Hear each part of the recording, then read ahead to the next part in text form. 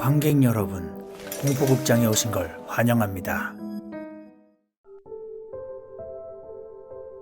저는 군복무를 경기도 이천에 있는 부대에서 했습니다.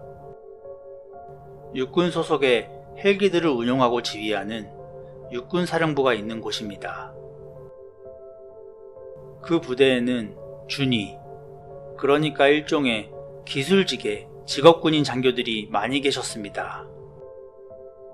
하사관과는 달리 계급이 올라가지 않고 연차에 따라서 호봉만 올라가는 직업군인들로 제가 있던 부대에서 헬기 조종사들은 대부분 준위들이셨습니다. 부대장급들은 관사가 부대 안에 있기도 했지만 준위들은 부대 근처의 자기 집으로 출퇴근을 하셨습니다. 대부분 군 부대들이 그렇듯이 제가 복무했던 곳도 민간인 거주 지역에서 꽤 멀었기 때문에 준위들은 크든 작든 자기 차로 출퇴근을 했습니다. 제가 행정병으로 군 복무를 했던 곳에는 허준이라는 나이가 지긋한 분이 계셨는데 퇴근할 때 눈이 내리는 걸 몹시 싫어하셨습니다. 물론 눈이 내리면 길도 미끄럽고 위험해서 운전하는 사람들은 보통 다 싫어하지만 그분은 싫어하는 정도가 좀 유별났습니다. 눈이 내리면 조퇴하듯이 어두워지기 전에 퇴근을 하시거나 또는 아예 남의 차를 얻어 타고 가려고 애를 쓰셨습니다. 왜 저렇게까지 하시는 걸까 싶었는데 언젠가 회식 때 듣게 되었습니다. 허준이 님이 눈 내리는 밤에는 운전을 하지 않게 된 이유를.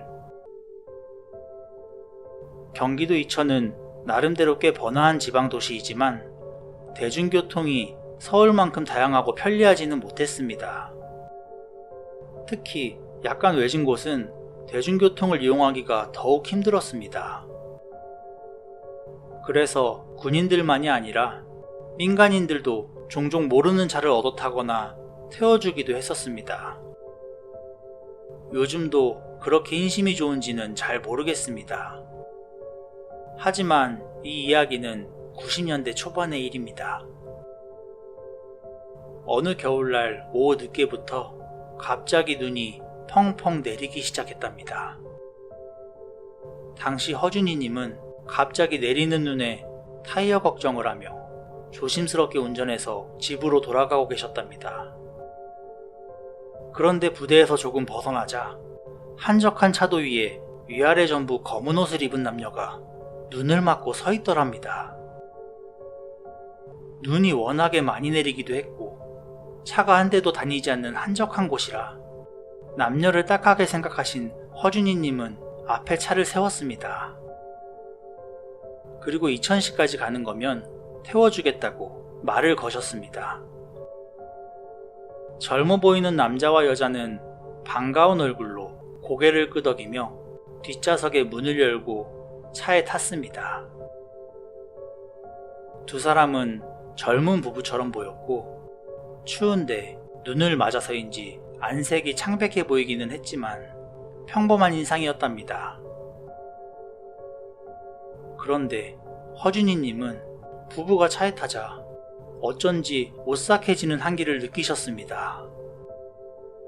하지만 부부가 타느라고 차문을 잠깐 열었던 탓이라 생각하셨고 날씨가 많이 춥다며 뒤에 앉은 부부에게 큰 소리로 말을 걸었습니다. 네, 정말 춥네요. 허준이님은 순간 깜짝 놀라셨다고 합니다. 목소리가 바로 옆에서 들렸기 때문입니다. 부부는 분명히 뒷문을 열고 뒷좌석에 탔는데 남자가 어느새 조수석에 앉아있던 겁니다. 힐끔 뒤를 돌아보니 여자는 잠자는 듯 눈을 감고 조용히 뒷좌석에 앉아있었습니다. 눈이 많이 내려서 자신이 착각한 거라고 생각하고 싶었지만 아무리 생각해도 이상하다 싶었던 허준이님은 다시 백미러 거울을 확인했고 다시 한번 놀라서 펄쩍 뛸 뻔하셨답니다. 거울에는 텅 빈 뒷좌석만이 보이고 여자의 모습이 전혀 비치지 않고 있었던 겁니다. 영문 모를 상황에 허준이님은 옆에 앉은 남자를 힐끔 쳐다봤습니다. 창백한 얼굴로 무표정하게 앞을 보고 있는 남자도 어쩐지 산 사람이 아닌 것처럼 느껴졌습니다. 히터를 빵빵하게 틀었는데도 불구하고 몸이 덜덜 떨릴 정도로 오싹한 한기가 점점 심해져 갔습니다.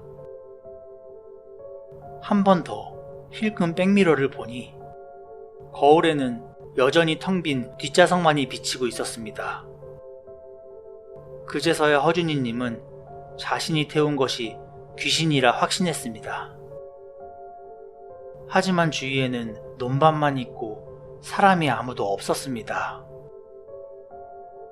불 켜진 주유소라도 있다면 그리로 차를 몰고 가서 뛰어내려 도망칠 생각으로 허준이님은 떨리는 손으로 열심히 차를 몰았습니다.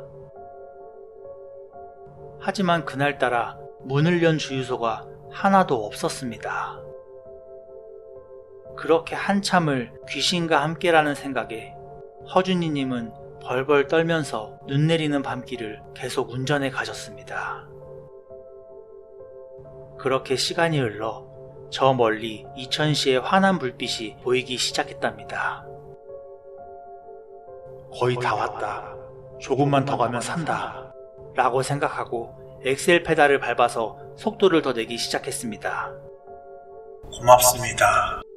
남자의 목소리가 옆자리에서 들려왔습니다.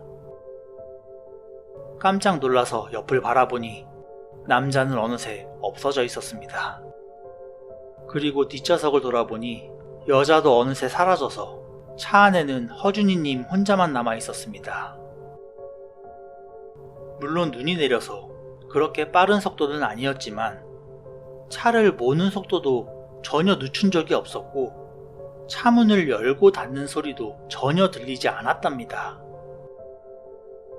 그렇게 허준이님은 벌벌 떨며 겨우 집까지 차를 몰고 가서 그대로 이불을 펴고 끙끙 앓아 누우셨답니다.